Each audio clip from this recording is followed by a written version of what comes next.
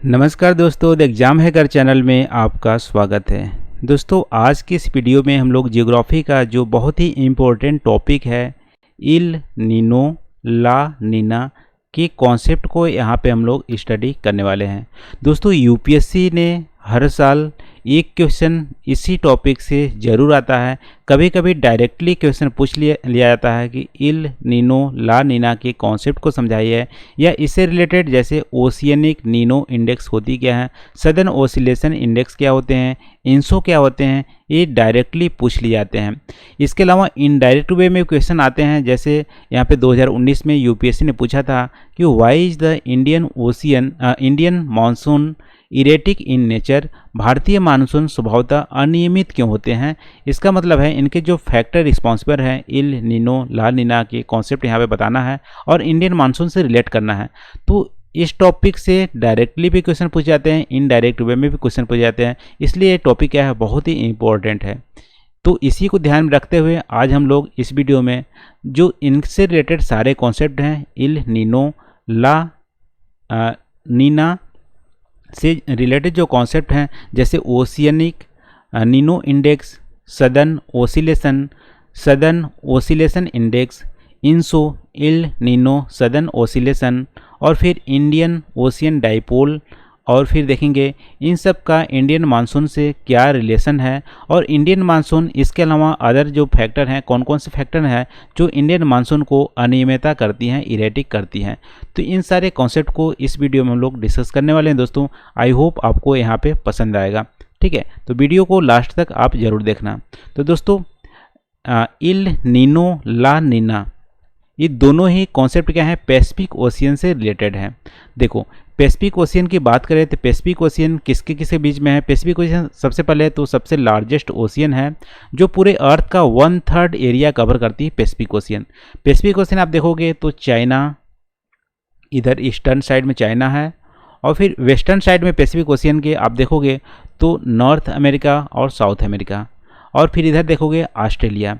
तो Australia, China eastern side में है, वेस्टर्न साइड में नदर्न अमेरिका, सदर्न अमेरिका, इसके बीच में पैसिफिक ओशियन है। तो पैसिफिक ओशियन में सदर्न साइड में, यानी कि यहाँ पे सदर्न साइड में मतलब यहाँ पे देखोगे इंडोनेशिया, फिलीपींस इधर नदर्न में पाया जाएगा, और सदर्न साइड में यहाँ पे नॉर्थ ईस्ट ऑस्ट्रेलिया। तो इनके बीच में एक स्पेसिफिक ओशियन का सर्कुलेशन, यानी ओशियन के यहाँ पे फिनोमेना होती है। तो इसी फिनोमेना में दो कॉन्सेप्ट डिराइव होते हैं। कौन कौन से? इल नीनो और ला नीना। तो देख लेते हैं इनके बीच में। देखो दोस्तों, नॉर्मल ईयर में क्या होती है, यहाँ पे जो ओशियन की सर्कुलेशन है, नॉर्मल ईयर में सदर्न अमेरिका या नदर्न अमेरिका, यहाँ पे नॉर्मल ईयर में आपको कोल्ड करंट यहाँ पे देखने को मिलेगा, पेरुवियन करंट यहाँ पे कोल्ड करंट देखने को मिलता है। तो यहाँ पे टेम्परेचर जो होती है एज नॉर्मल ओशियन करंट से थोड़ा सा बिलो होती है। मान लो यहाँ पे 10 डिग्री का टेम्परेचर होता है, एक एज्यूम करें 10 डिग्री का। तो यहाँ पे नॉर्मल ईयर में ऑस्ट्रेलिया के साइड में, इंडोनेशिया के साइड में यहाँ पे थोड़ा सा ज़्यादा रहेगा, यानी 10.2 डिग्री सेंटीग्रेड रहेगा, यानी थोड़ा सा रिलेटिवली यहाँ पे ज़्यादा टेम्परेचर रहेगा। ये हो गया नॉर्मल ईयर में। नॉर्मल ईयर में हमेशा ऐसा रहता है, लेकिन कुछ स्पेसिफिक सर्कुलेशन, कुछ ऐसा सिचुएशन आता है कि ये सिचुएशन चेंज हो जाता है। यहाँ पे पहले नॉर्मल ईयर में 10.2 रहता था, यहाँ पे 10 रहता था, लेकिन जो ओशियन की सर्कुलेशन होती है वो चेंज होने की वजह से यहाँ पे क्या होती है, कभी कभी 10.7 हो जाएंगी, यानी कि या 10.5 हो जाएंगी, और यहाँ पे जो 10.2 हुआ करती थी थोड़ा सा कम होकर 9.8 हो जाएगी।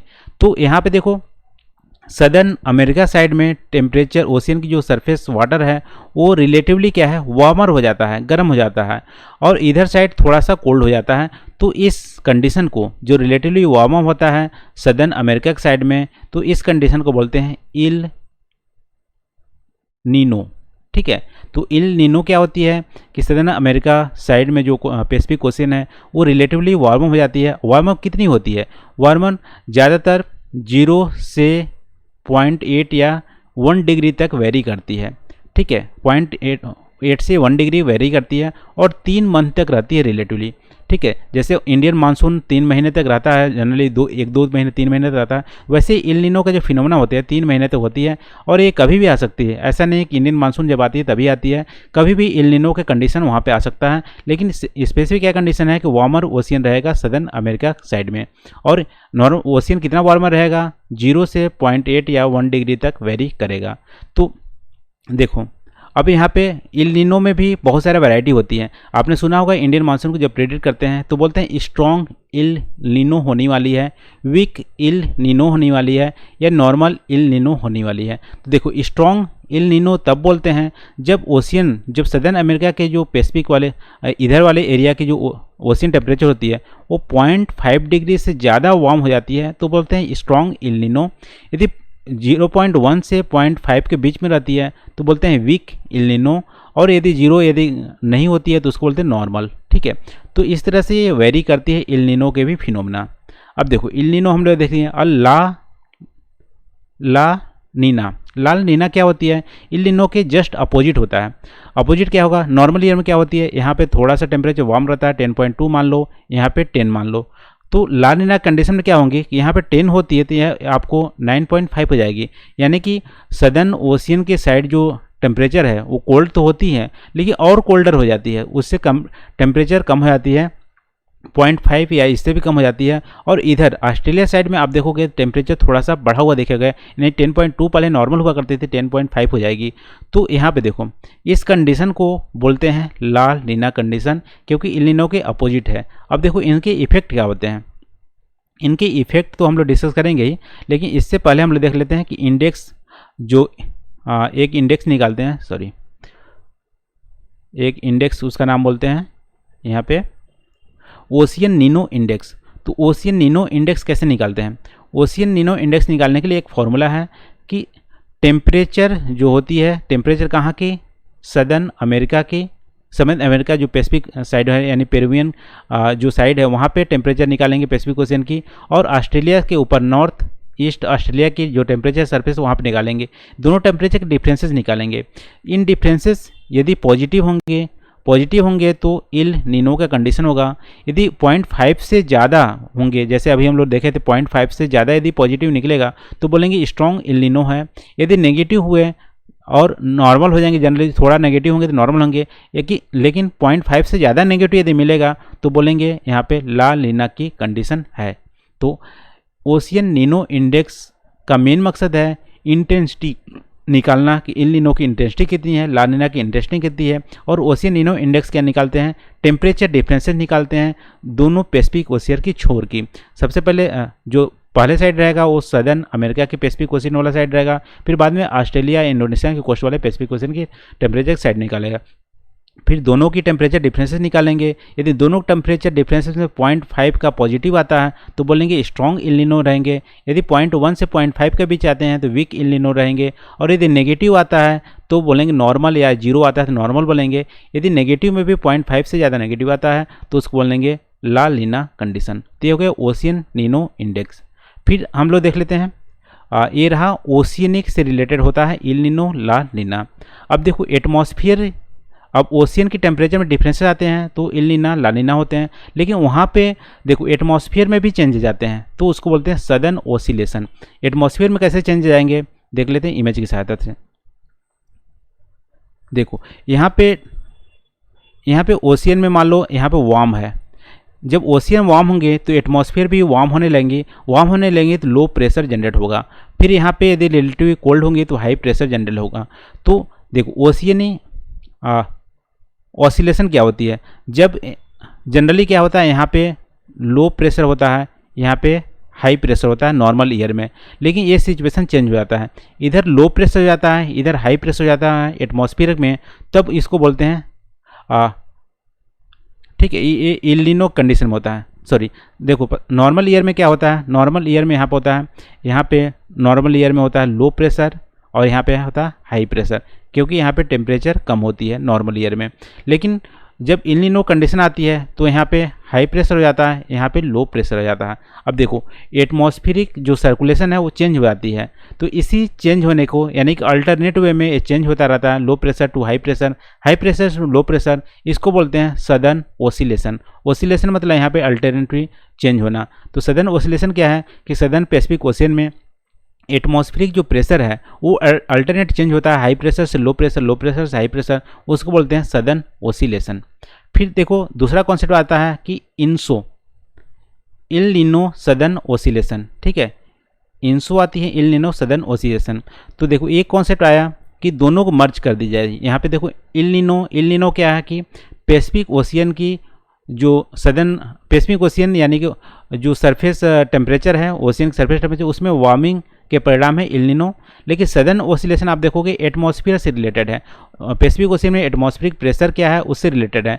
तो प्रेशर और इल नीनो दोनों कॉन्सेप्ट को मर्ज करते हैं तो हमारा इंसो आ जाता है, इल नीनो सदर्न ओसिलेशन, ठीक है। तो इंसो क्या है, यहाँ पे जो ओशियनिक टेम्परेचर और एटमॉस्फेरिक प्रेशर दोनों को कनेक्ट करके एक टुगेदर कॉन्सेप्ट लेते हैं, उसको बोलते हैं इंसो इल नीनो सदर्न ओसिलेशन। फिर देखो इंसो क्या होती है, इंसो जनरली यहाँ पे मान लो सदर्न अमेरिका है, यहाँ पे है ऑस्ट्रेलिया कोस्ट। तो इंसो में क्या होंगे कि इंसो में इल नीना वाला एटमॉस्फेरिक कंडीशन को लेंगे, यहाँ पे टेम्परेचर हाई रहेगा, ठीक है, हाई टेम्परेचर HT, यहाँ पे क्या होंगे लो टेम्परेचर लो LT, और यहाँ पे जो एटमॉस्फेरिक प्रेशर आएंगे, एटमॉस्फेरिक प्रेशर क्या होंगे यहाँ पे लो प्रेशर होगा, और यहाँ पे लो प्रेशर होगा, यहाँ पे हाई प्रेशर होगा। तो इन दोनों की कॉन्सेप्ट को मिला के इंसो बनता है, ठीक है। अभी हम लोग देखें इंसो क्या होती है, इल नीना क्या होती है, ला नीना क्या होती है। अब इन तीनों के इफेक्ट हम लोग देख लेते हैं कि क्या क्या इफेक्ट होते हैं इंसो और इल नीना का। तो देखो सबसे पहले तो मानसून पे अभी इफेक्ट नहीं देखते हैं, सबसे पहले जनरल इफेक्ट देते हैं। तो देखो कोस्टल एरिया में, एक मिनट इमेज पे चलते हैं, जनरल इफेक्ट देते हैं कि इंडियन मानसून के अलावा क्या क्या इफेक्ट होते हैं। देखो इल नीनो का कॉन्सेप्ट जब होता है, इल नीनो जब ईयर आती है तो यहाँ पे ओशियन क्या होती है, वार्म हो जाती है। वार्म ओशियन हो जाती है तो सबसे पहले यहाँ पे लो प्रेशर जनरेट हो जाता है। लो प्रेशर जनरेट होगा तो इधर की जो विंड्स आएंगे यहाँ पे भारी वर्षा करती हैं। तो आपका सदर्न अमेरिका यानी इक्वेडर और पेरुवियन और इधर अमेरिका साइड भी, इधर साइड बहुत ज़्यादा फ्लडिंग हो जाती है, बहुत ज़्यादा बारिश हो जाती है इल नीनो ईयर में। और इधर साइड आप देखोगे ड्रॉट हो जाएगा, सूखा मिलेगी, ठीक है। मानसून पे भी इफेक्ट पड़ती है, मानसून में यहाँ पे भी इंडियन ओशियन या सदर्न जो अफ्रीका है वहाँ पे भी ड्रॉट देखने को मिलतेगी। तो इल नीनो ईयर में क्या होता है कि यहाँ पे वार्मिंग होने की वजह से लो प्रेशर जनरेट हो जाता है, और मॉइस्चर जो होती है इधर की इधर पहुँच जाती है, और सदर्न अमेरिका में फ्लडिंग हो जाता है। और यहाँ पे जो मछलियाँ पाई जाती है, मछलियाँ कहाँ पे मिलती है, जहाँ पे कोल्ड वाटर और वार्म वाटर मीट करते हैं, तो उस समय वार्मिंग यहाँ पर हो जाती है तो मछलियाँ भी कम मिलती हैं। तो यहाँ पे क्या होता है, मछली कम मिलेंगी सदर्न अमेरिका साइड में, और फ्लडिंग हो जाएगा। और इधर अपोजिट साइड में इधर ड्रॉट हो जाएगा, इंडिया में भी मानसून के इफेक्ट हो गए, इंडिया में भी ड्रॉट होगा, सदर्न अफ्रीका में भी ड्रॉट होगा, ऑस्ट्रेलिया और इंडोनेशिया इधर भी ड्रॉट होगा। तो ये होगा इल नीनो ईयर में। ला नीना में क्या होती है, अपोजिट हो जाती है। ला नीना में क्या होती है, इधर कोल्ड करंट यहाँ पे और कोल्डिंग हो जाती है, तो यहाँ पे फिशेज जो होती है, मछलियाँ जो होती है ज़्यादा पाई जाती हैं, और इधर सूखा पड़ जाता है, ठीक है, इधर सूखा पड़ जाता है, लेकिन इधर फ्लडिंग हो जाती है। ऑस्ट्रेलिया में फ्लडिंग हो जाएगी, इंडोनेशिया, और यहाँ पे गुड मानसून, इंडिया में भी एवरेज से ज़्यादा मानसून देखने को मिलेंगे, अफ्रीका में भी, सदर्न अफ्रीका में भी ज़्यादा बारिश देखने को मिलेगी। तो ये हो गया नॉर्मल, ला नीना और इल नीनो का इफेक्ट। अब देख लेते हैं क्या इल नीनो और ला नीना हमेशा इंडियन मानसून पे इफेक्ट करते हैं कि नहीं, ठीक है, वो देख लेते हैं। तो देखो एक ऑब्जर्वेशन से ऐसा मिला है कि इल नीनो या इंसो दोनों क्या करती है, इंडियन मानसून पर डायरेक्टली कोई कोरिलेशन देखने को नहीं मिलता है, साइंटिस्ट ने ऐसा पाया है। लेकिन ऑब्जर्वेशन से हमें पता चलता है कि देखो ला नीना जब ईयर आता है जनरली, तो वहाँ पे इंडिया में एवब नॉर्मल मानसून मिलता है, नॉर्मल से ज़्यादा मानसून देखने को मिलता है ऑब्जर्वेशन से ला नीना ईयर में। लेकिन इल नीनो ईयर जब आता है तो सारे इल नीनो ईयर में हमेशा मानसून बिलो नहीं होता है, ठीक है, यहाँ पर ध्यान रखना। ला नीना ईयर में हमेशा मानसून लगभग में एवब रहता है, नॉर्मल से एवर रहता है। लेकिन इल नीनो ईयर में जब इल नीनो ईयर आती है तो हमेशा मानसून क्या है, बिलो नॉर्मल नहीं रहता है। यहाँ पे एक डेटा प्रेजेंट किया है, ये सारे जो कॉन्सेप्ट दोस्तों द हिंदू न्यूज़पेपर से लिया गया।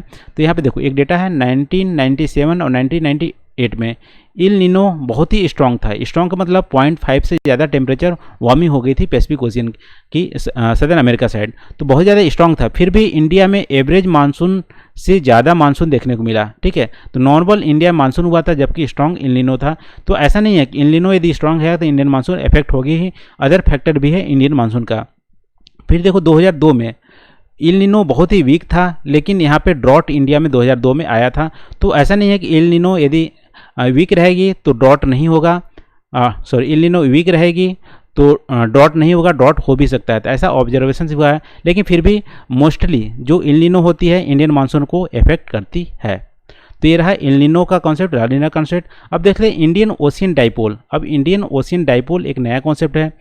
इंडियन ओशियन डाइपोल ये है इंडिया दोस्तों, इंडिया ये है इंडियन ओशियन। तो इंडियन ओशियन यहाँ पे है अफ्रीका और यहाँ पे है इंडोनेशिया। तो अफ्रीका साइड यानी कि इधर मेडागास्कर साइड या अरेबियन सी में जो ओशियन का टेम्परेचर है और इंडोनेशियन के ओशियन टेम्परेचर है, इसमें भी यहाँ पे ऑसिलेशन देखने को मिलते हैं, चेंज देखने को मिलते हैं। तो इंडियन ओशियन डाइपोल क्या होती है, यहाँ पे यदि इंडेक्स निकाला जाए तो temperature of Arabian sea minus temperature of Indonesia की कोस्टल लाइन पे इंडियन ओशियन साइड है उसका टेम्परेचर, यदि दोनों टेम्परेचर डिफरेंस निकाले तो यदि अरेबियन सी का टेम्परेचर यदि ज़्यादा होता है, वार्म होता है, तो इंडियन ओशियन पॉजिटिव होंगे, ठीक है। टेम्परेचर ऑफ अरेबियन सी और temperature of eastern Indian ocean Indonesia side, यदि इंडियन ओशियन आईओडी यदि पॉजिटिव निकलता है, अरेबियन सी का टेम्परेचर थोड़ा ज़्यादा रहता है, तो हमारा गुड मानसून होता है। क्यों? क्योंकि यहाँ पे लो प्रेशर जनरेट हो जाते हैं और इसी तरफ से लो प्रेशर होते हैं, तो ट्रेड विंड को यहाँ पे ज़्यादा अट्रैक्शन मिलता है लो प्रेशर को ओर, क्योंकि हमेशा विंड क्या होती है हाई प्रेशर से लो प्रेशर की ओर बहती है। तो ट्रेड विंड यहाँ पे ज़्यादा अट्रैक्शन हो गया और ये इंडिया में गुड मानसून यहाँ फैलाते हैं। तो यदि अरेबियन सी ज़्यादा हीट होती है as compare to Indonesian coast पे इंडियन ओशियन का टेम्परेचर, तो वहाँ पे गुड मानसून होगा। और यदि अरेबियन सी रिलेटिवली वार्मर नहीं है, उसका कोल्डर है, तो यहाँ पे बिलो एवरेज मानसून देखने को मिलते हैं। तो इंडियन ओशियन डाइपोल क्या है, इंडियन ओशियन का एक फिनोमेना है जो अरेबियन सी और इंडोनेशियन की ओशियन सी के टेम्परेचर के डिफरेंसेस निकालते हैं। तो देखो अभी इल नीनो यदि बहुत ज़्यादा स्ट्रांग होता है तो हो सकता है इंडियन मानसून इफेक्ट करे। यदि पॉजिटिव आईओडी है, इंडियन ओशियन डाइपोल यदि पॉजिटिव है, तो क्या होंगे यहाँ पे इंडियन ओशियन मानसून क्या होती है, गुड होती है। तो यदि मान लो स्ट्रॉन्ग इल नीनो हो गया और आईओडी भी स्ट्रॉन्ग पॉजिटिव हो गया, तो देखो पॉजिटिव हो गया तो आईओडी पॉजिटिव होना गुड फॉर मानसून और इल नीनो स्ट्रॉन्ग होना बैड फॉर मानसून। तो यदि स्ट्रॉन्ग आईओडी हो गया तो इल नीनो के जो नेगेटिव इफेक्ट होते हैं उसको यहाँ पे हटा देता है। तो यदि इंडियन ओशियन डाइपोल में पॉजिटिव आते हैं, इंडेक्स यदि पॉजिटिव निकलते हैं, यदि स्ट्रॉन्ग इल नीनो भी होता है तब पर भी मानसून एवरेज होने के चांसेस हैं। लेकिन देखो ड्रॉट कब आएगा, जब आईओडी नेगेटिव होगा और इल नीनो भी स्ट्रॉन्ग होगी, दोनों ही मानसून के लिए गड़बड़ है। नेगेटिव होना आईओडी का और इल नीनो का स्ट्रॉन्ग होना दोनों ही गड़बड़ है। तो दोनों ही यदि किसी ईयर में आते हैं तो इंडियन मानसून क्या होंगे, ड्रॉट का सिचुएशन आ जाएगा। तो इन दोनों का आप रिलेट कर सकते हैं इंडियन मानसून से। तो दो मेजर यहाँ पे कॉन्सेप्ट हैं, इंसो और इल नीनो और आईओडी दोनों ही फैक्टर करती है इंडियन मानसून का। इसके अलावा आप देखोगे दोस्तों अदर जो फैक्टर है, जैसे ओवरऑल देख लेते हैं हम लोग इंडियन मानसून कौन कौन से फैक्टर इफेक्ट करते हैं। सबसे पहले इल नीनो हम लोग देखे थे, स्ट्रॉन्ग इल नीनो यदि होंगे तो क्या होगा, इंडियन मानसून नेगेटिवली इफेक्ट हो सकता है। क्योंकि ऑब्जर्वेशन डेटा में देखे कि 2002 में इल नीनो स्ट्रॉन्ग नहीं था, फिर भी यहाँ पे ड्रॉट आया। और 97 के डेटा देखे कि इल नीनो बहुत ही स्ट्रॉन्ग था, फिर भी हमारे इंडिया में मानसून एवरेज आया।